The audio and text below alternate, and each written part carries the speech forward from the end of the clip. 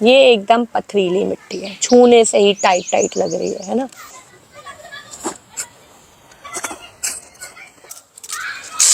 पत्तों से थोड़ा ढक दें, लेकिन इसकी वजह से जो मिट्टी में जीवित माइक्रो ऑर्गेनिजम्स हैं जो हमारी मिट्टी को बहुत अच्छा बनाते हैं वो खत्म हो जाते हैं। इतनी बड़ी बड़ी तरोई होती है, इतने बड़े बड़े करेले होते हैं, इतने बड़े बड़े टमाटर होते हैं। अब हम इसको अच्छे से मिलाएंगे, फिर ये इतनी रेतीली हो जाएगी कि इसमें फिर तरबूज और खरबूजा ही उगेगा। ये जो आप देख रहे हो ना, ये धूल या डस्ट नहीं है, ये पूरा पूरा इकोसिस्टम है। इकोसिस्टम क्या होता है? जिसमें बहुत सारे छोटे छोटे जीव जंतु रहते हैं। ये इतनी पावरफुल है, इतनी ताकतवर है कि हम सबका भरण पोषण हो रहा है। आज मैं आपको दो तरीके की मिट्टी दिखाती हूँ। पहली मिट्टी ये है, इसमें मैंने खीरे के सीडलिंग्स लगाए हुए हैं। इस मिट्टी को देखो, देख के ही लग रहा है कि ये मिट्टी बहुत अच्छी है ना। अब मैं आपको दिखाती हूँ इसका टेक्सचर कितना अच्छा। टेक्सचर मतलब कि इसमें जब आप पानी डाल रहे हो, मैं डाल के दिखाती हूँ आपको। इसमें जब आप पानी डाल रहे हो तो पानी तुरंत ये सोख ले रही है, और पानी सोखने के अलावा ये पानी को थोड़ी देर अपने अंदर रोक के भी रखती है, मॉइस्चर होल्ड करके रखती है। टेक्सचर बहुत अच्छा है, बिल्कुल भी पत्थर जैसी नहीं है, इतनी सॉफ्ट है कि इसमें जड़ें बहुत आराम से ग्रो करेंगी। दूसरी चीज़ कि इसमें न्यूट्रिशन बहुत ज़्यादा है, इसमें जान है। इस मिट्टी में जैसे ही मैंने पौधे लगाए ये बहुत अच्छे से ग्रो कर रहे हैं। दूसरी तरफ मैं आपको दिखाती हूँ ये मिट्टी। ये एकदम पथरीली मिट्टी है, छूने से ही टाइट टाइट लग रही है ना।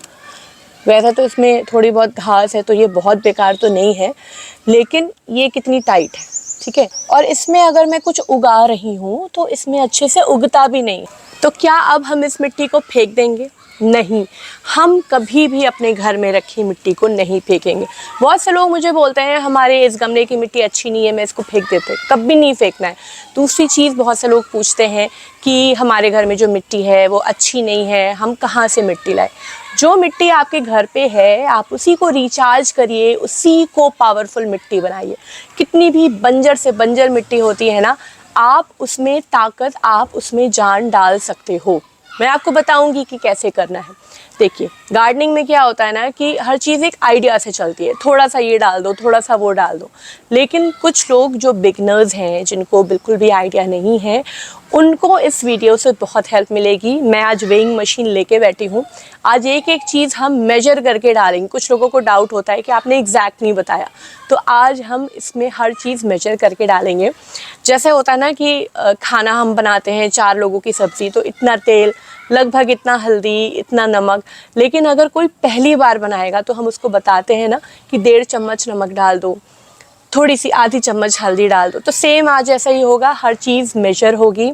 इस वीडियो को देखने के बाद आपको ये पता चलेगा कि अच्छी मिट्टी कैसी होती है। हमारे घर में कुछ मिट्टी ख़राब क्यों हो जाती है, मिट्टी को ख़राब होने से कैसे बचाएं, मिट्टी को अच्छा कैसे करें। मिट्टी से रिलेटेड जितनी भी इंफॉर्मेशन है वो सारी आपको मिलेगी। So let's start.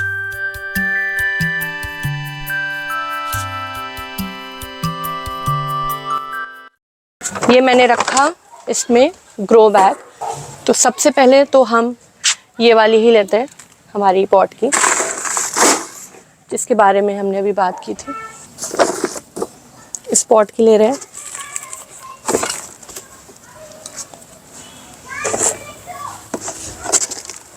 ये देखिए, अगर जड़ें वगैरह हटा दी जाएं तो ज़्यादा अच्छा है। क्या होता है ना कि सफाई रहती है थोड़ी, और अगर थोड़ी बहुत रह भी गई है तो इतनी कोई दिक्कत की बात नहीं।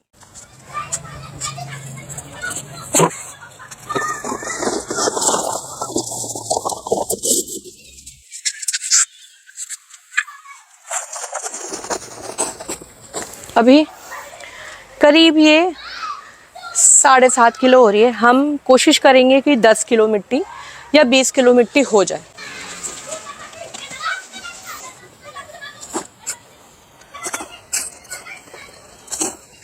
ये हमारी 10 किलो मिट्टी है। मैं सबसे पहले आपको ये बताती हूँ कि मिट्टी खराब होने के क्या कारण है। देखिए, पहला कारण क्या होता है, जब हम कंटेनर में गार्डनिंग करते हैं तो होता क्या है, जैसे ये शिमला मिर्च उग रही है, ये फूल सारे उग रहे हैं, तो इनको टाइम टू टाइम न्यूट्रिशन की ज़रूरत होती है। प्लांट्स क्या करते हैं, हम जितनी बार पानी देते हैं उतनी बार मिट्टी से मिनरल्स और न्यूट्रिशन खींचते हैं।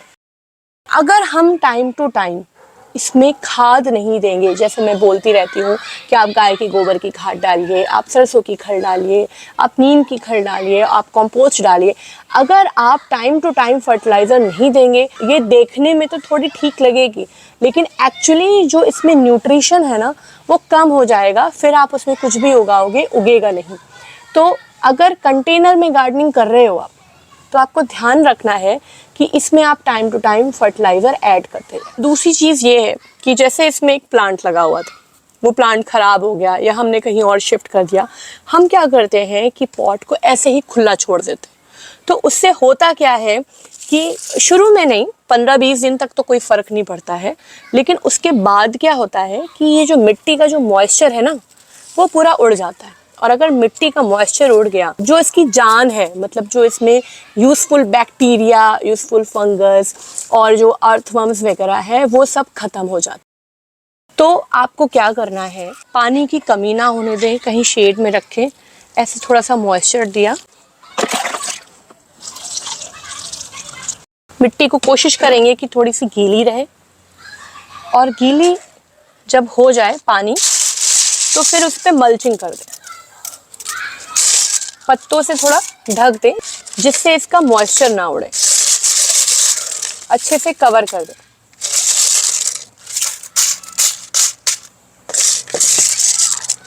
इससे जो मिट्टी है ना वो उतनी जल्दी खराब नहीं होगी, 3-3, 4-4 महीने तक कोई फर्क नहीं पड़ेगा। एक रीज़न और है, अगर आप बहुत ज़्यादा केमिकल का इस्तेमाल करते हो, जैसे आप DAP का इस्तेमाल करते हो, आप NPK का इस्तेमाल करते हो, आप यूरिया का इस्तेमाल करते हो, तो इससे क्या होता है कि पहली बार तो बड़े अच्छे रिजल्ट्स आएंगे, बड़े अच्छे फूल खिलेंगे, बड़ी अच्छी सब्जी होगी, लेकिन इसकी वजह से जो मिट्टी में जीवित माइक्रो ऑर्गेनिजम्स हैं जो हमारी मिट्टी को बहुत अच्छा बनाते हैं वो ख़त्म हो जाते हैं।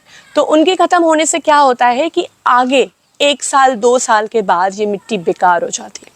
अब उस मिट्टी को अच्छे करने के लिए आप बार बार ऑर्गेनिक खाद डालोगे, आप कंपोस्ट मिलाओगे, आप नीम की खल मिलाओगे, है ना, 10 चीज़ें मिलाओगे, तब जाके वो जो बंजर मिट्टी है सही होती है। इसलिए मैं आप लोगों को सजेस्ट करूँगी कि हमेशा, जैसे ये है नीम केक पाउडर है, सीवीड है, आप इन सारी चीज़ों का यूज़ करिए। अगर कोई सब्स्टिट्यूट नहीं अवेलेबल है किसी चीज़ का तो एक अलग बात है, लेकिन वैसे हमें ऑर्गेनिक गार्डनिंग ही करनी चाहिए।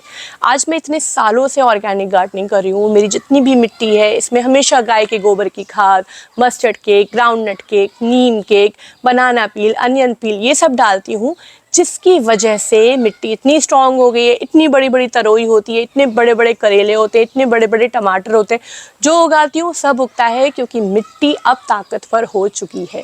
मैं ग्लव्स पहन रही हूँ, ये जैसे जिन लोगों की स्किन सेंसिटिव है, जो लोग बहुत ज़्यादा गार्डनिंग करते हैं, दिन भर मिट्टी में कुछ कुछ करते रहते हैं, तो ग्लव्स पहन ले तो अच्छा है। ये एक ग्रो बैग है जिसमें हम मिट्टी मिलाएंगे। ये हमारी 10 किलो मिट्टी,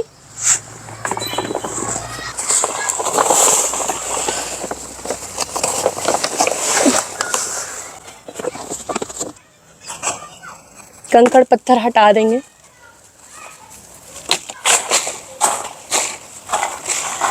वैसे इस मिट्टी में कीड़े मकोड़े नहीं हैं, लेकिन आप चाहें तो सेफर साइड धूप दिखा सकते हैं एक दिन। अब हम इसमें सबसे पहले ऐड करेंगे कंपोस्ट। कंपोस्ट हम 2 कारणों से ऐड करते हैं। पहली चीज़ ये है कि ये मिट्टी का टेक्सचर इम्प्रूव करती है, मिट्टी को सॉफ्ट रखती है, मिट्टी में पानी को सोखती है, मतलब मिट्टी काफ़ी लंबे टाइम तक गीली रहती है। दूसरी चीज़ ये है कि ये मिट्टी में ह्यूमस ऐड करती है। अब ये ह्यूमस क्या चीज़ है, देखिए, ये जो हमारी मिट्टी है ना, इसमें लिविंग ऑर्गेनिजम्स, जीव जंतु, जो सूक्ष्म जीव जंतु है, जैसे good bacteria, good fungus, good insects, earthworms, ये सारी चीज़ें होनी बहुत ज़रूरी है, तभी हमारी मिट्टी में जान आती है। आप कोकोपीट मिला दो, आप उसमें सैंड मिला दो, लेकिन जब तक इसमें लिविंग ऑर्गेनिजम्स नहीं है ये मिट्टी उपजाऊ मिट्टी नहीं कहलाती है। अब इसमें लिविंग ऑर्गेनिजम्स हम कैसे ऐड करते हैं? किसी भी जीव जंतु से बनी हुई खाद से इसमें ह्यूमस ऐड होती है। जैसे लीफ कंपोस्ट है, पेड़ों की जो पत्तियां होती हैं उनको डिकम्पोज करके हम लीफ कंपोस्ट बनाते हैं। वर्मी कंपोस्ट में क्या होता है? ये वर्म्स है, अर्थवर्म से बनती है। काउ डंग कंपोस्ट वो भी गाय के गोबर से बनती है। किचन कंपोस्ट, किचन में जब हम खाना बनाते हैं तो जो सब्जियों के छिलके हैं वो भी पहले लिविंग थे ना, उनको डिकम्पोज करके बनाते हैं। आप इसमें चाहो तो बोन मील, हॉर्न मील ये सब ऐड कर सकते हो क्योंकि ये भी एनिमल से बना है। इससे इसमें ह्यूमस यानी कि जान तो आ जाएगी, लेकिन बोन मील, हॉर्न मील को डालने से टेक्सचर इम्प्रूव नहीं होता है। टेक्सचर इम्प्रूव करने के लिए हमें कंपोस्ट ही ऐड करनी पड़ती। जितनी मिट्टी थी उसका आधा हम कंपोस्ट ऐड करेंगे और इसमें मैं आपको रिकमेंड करूंगी कि आप वर्मी कंपोस्ट ही ऐड करें। जो हमारी अच्छी मिट्टी थी जब हम बनाते हैं, रीपॉटिंग करते हैं, उसमें तो कोई भी कंपोस्ट चलेगा, लेकिन इसमें लिविंग अर्थवर्म होते हैं। अर्थवर्म मिट्टी में रहेंगे तो वो मिट्टी को उपजाऊ करते जाएंगे करते जाएंगे करते जाएंगे। तो अब हम इसमें 5 किलो कंपोस्ट ऐड करेंगे।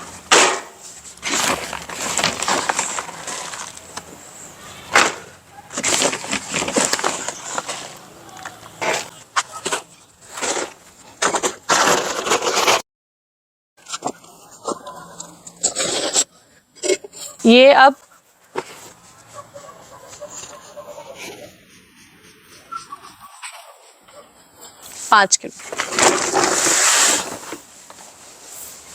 5 किलो कंपोस्ट हम उस मिट्टी में डालेंगे।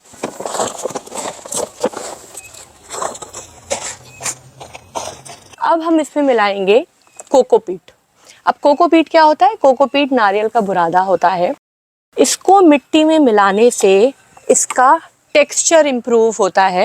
एक्चुअली ये जो कोकोपीट है इसमें मैंने कप पानी डाला था और आज भी ये गीली है। एक तो ये सॉफ्ट है, तो ये जो कंपोस्ट हमारी मिट्टी को सॉफ्ट कर रही थी, सेम ऐसे ही ये मिट्टी को सॉफ्ट करती है, जिससे रूट्स अच्छे से ग्रो करती है।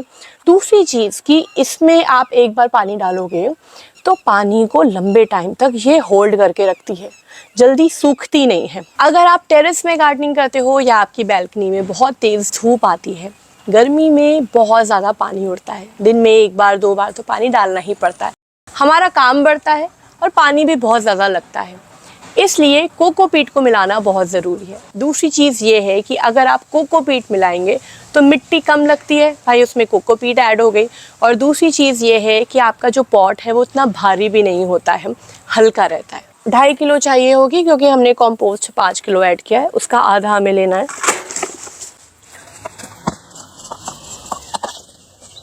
कोकोपीट पे मैंने कंप्लीट वीडियो बनाई है, आप उसको ज़रूर देखिएगा। आपको पता चलेगा कि ये जो कोकोपीट आती है 5 किलो, उसमें हम जैसे पानी मिलाते हैं ये फूलने लग जाती है और फिर ये करीब 5 का 25 किलो हो जाती है।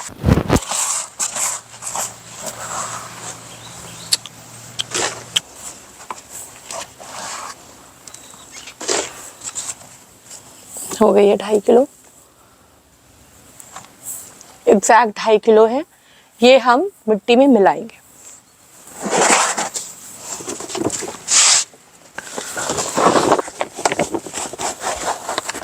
मिट्टी में हमने कंपोस्ट मिला लिया है, हमने कोकोपीट मिला ली है। अब हम इसमें मिलाएंगे नीम केक। नीम केक देखिए, अगर आपके घर के आसपास कहीं नीम का तेल निकाला जाता है आप वहाँ से ले सकते हैं। ऑनलाइन मैंने ऑलरेडी कई वीडियोस में आप लोगों को बताया हुआ है, अच्छी क्वालिटी के नीम केक मिलना थोड़ा सा मुश्किल है। और मैंने अभी रिसेंटली ये वाला ख़रीदा है कासा डी अमोर का, ये काफ़ी अच्छा है, आप चाहें तो इसको भी ले सकते हैं, मैं लिंक डिस्क्रिप्शन में मेंशन कर दूँगी। तो नीम केक हम क्यों ऐड कर रहे हैं? देखिए हमारी ये जो मिट्टी है ना, पॉट में अंदर जड़ों के आसपास क्या चल रहा है हमें दूर से नहीं दिखता है। ऊपर तो दिख रहा है भाई कीड़े मकोड़े हो गए, दिख गया। अंदर अगर कोई डिजीज़ हो गई रूट्स सड़ गई या रूट्स में फंगस लग गई, कीड़े लग गए, तो हमें कैसे पता चलेगा? हम तो ऊपर से पानी डालते जा रहे हैं, खाद डालते जा रहे हैं। इसके लिए हम नीम केक डालते हैं। नीम केक एक पेस्टिसाइड का भी काम करता है और ये न्यूट्रिशन वैल्यू भी बढ़ाता है, मिट्टी को और ज़्यादा उपजाऊ करता है। तो इसका वेट 130 है।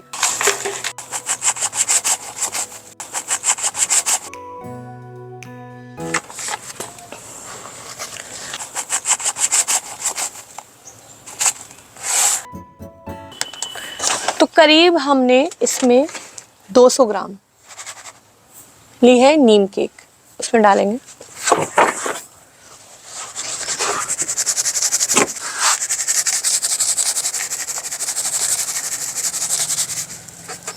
नीम केक के बाद अब एक और चीज़ आती है, वो है दालचीनी का पाउडर।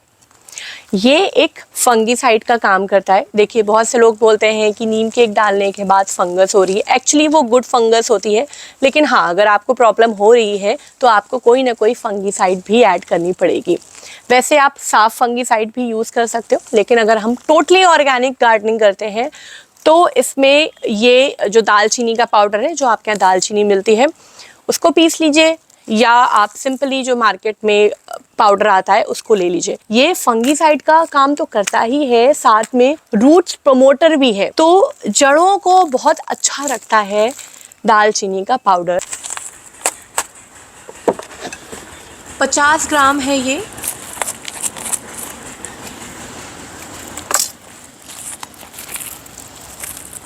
खुशबू अच्छी है, ये प्योर है, तो कोशिश करिएगा कि आप प्योर दालचीनी का इस्तेमाल करें। अब हम इसको अच्छे से मिलाएंगे। देखिए अभी हमने इसमें सैंड नहीं मिलाया है। उसका कारण ये है कि इस मिट्टी में मैं पहले गार्डनिंग कर रही थी और मैंने पहले सैंड मिलाया था। अब क्या है ना कि जब मैंने अपने सारे प्लांट्स को निकाला तो मैंने ये देखा कि जो कंपोस्ट था वो डिकम्पोज हो चुका था, कोकोपीट डिकम्पोज हो चुकी थी, लेकिन उसमें अभी भी सैंड दिख रही है। तो यानी कि जब बालू ऑलरेडी है तो हम पहले देखेंगे, अगर बालू की ज़रूरत है तो ही ऐड करेंगे। बहुत ज़्यादा अगर हम बालू ऐड कर देंगे तो फिर ये मिट्टी बेकार हो जाएगी, फिर ये इतनी रेतीली हो जाएगी कि इसमें फिर तरबूज और खरबूजा ही उगेगा, नॉर्मल गुलाब वगैरह नहीं उग पाएगा।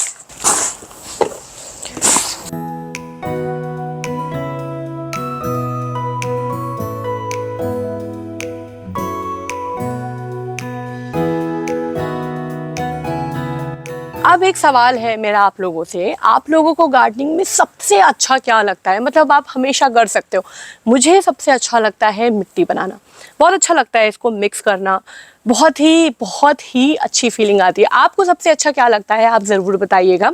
इस मिट्टी में इतनी चीज़ें ऐड की हैं, अगर आपने मिक्स नहीं किया तो बेकार है। मिक्सिंग बहुत ज़रूरी है और फिर हम चेक करेंगे कि सैंड की कितनी ज़रूरत है। अब हम इसका टेक्स्चर देखेंगे। अगर मैंने ऐसे ली और यूँ होल्ड की और ये ऐसे लूज़ हो रही है, मतलब हमें अब इसमें सैंड वैंड ऐड करने की ज़रूरत नहीं है। अगर हम ऐसे लेते और ये बिल्कुल चिपक जाती ना, तो हमें इसमें सैंड ऐड करनी पड़ती। कितनी? आप एक खुरपी ऐड करिए, चेक करिए, फिर एक खुरपी ऐड करिए, चेक करिए और देखिए बालू कभी भी अलग से दिखनी नहीं चाहिए मिट्टी में, ऐसा चांदी जैसा चमकना नहीं चाहिए। अगर आपके पास है तो आप डालिए, अगर नहीं है तो आप स्किप कर सकते हो। और ये है सीवीड ग्रेन्यूल्स, ये कुछ इस तरीके से दिखते हैं और इसको डालने से ना मिट्टी में और ज़्यादा ह्यूमस और कह सकते हैं कि और ज़्यादा माइक्रोन्यूट्रिएंट्स बढ़ जाते हैं। अगर आप वेजिटेबल गार्डनिंग कर रहे हैं, फ्रूट्स गार्डनिंग कर रहे हैं, तो आप इसको ऐड करेंगे तो मिट्टी और ज़्यादा अच्छी हो जाए। जितनी नीम की खल ली थी उतना ही, यानी कि 200 ग्राम मैं सीवीड ग्रेन्यूल्स ऐड कर रही हूँ। तो ये हमारी मिट्टी तैयार हो चुकी है। अब इसको हम अपने ग्रो बैग में या किसी भी चीज़ में भर लेंगे और इसको ढक के रखेंगे। धूप में खुला नहीं रखेंगे, वरना फिर से इससे ह्यूमस खत्म हो जाएगी। इसको लगाने से क्या होता है कि पानी निकल जाता है और मिट्टी नहीं निकलती है। यही तो हमारा मोटिव है। बस अब हम इसमें मिट्टी भरेंगे। इस वीडियो में मैंने आपको दिखाया कि जो हमारी पुरानी मिट्टी थी जिसमें कुछ भी ग्रो नहीं हो रहा था, बंजर मिट्टी थी, उसे उपजाऊ कैसे बनाते हैं। जो सवाल मैंने आपसे पूछा है उसका जवाब ज़रूर दीजिएगा। अगर ये वीडियो आपके काम का है, आपको अच्छा लगा है, तो प्लीज़ आप इस वीडियो को शेयर ज़रूर करिएगा। जितने ज़्यादा लाइक आते हैं ना, उतनी ज़्यादा खुशी होती है कि हाँ भाई, यहाँ पर हैं बहुत सारे गार्डनिंग लवर्स। सो मिलते हैं नेक्स्ट वीडियो में। आज के लिए इतना ही। So make your own garden, be safe and stay connected. Bye bye.